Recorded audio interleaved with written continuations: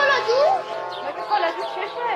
ما 3 روز پیش کلاجوش خوردیم. یه حالا با اون کلاجوش رو فرقی نیست که بیشتر خوش نازد با کلاجوش میامد این مردم این هم میگم.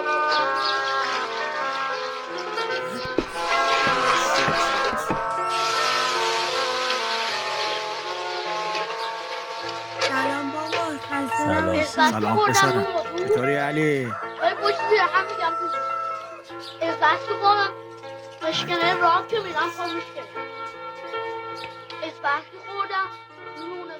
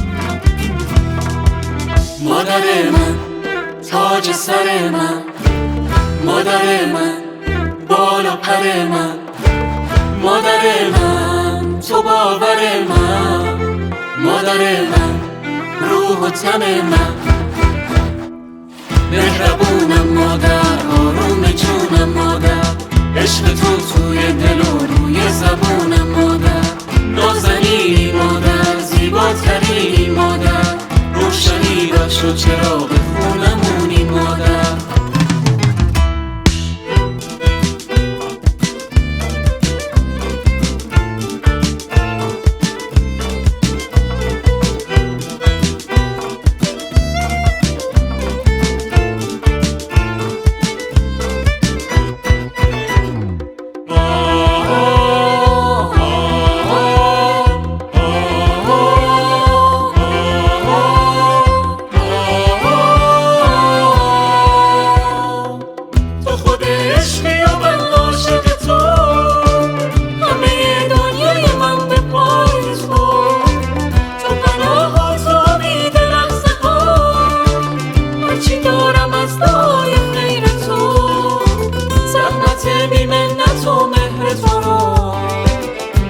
جبران کنم ای مادر من، فقط از خدا میخوام که تا ابد سایه لطف تو باشه رو سرم، سایه لطف تو باشه رو سرم.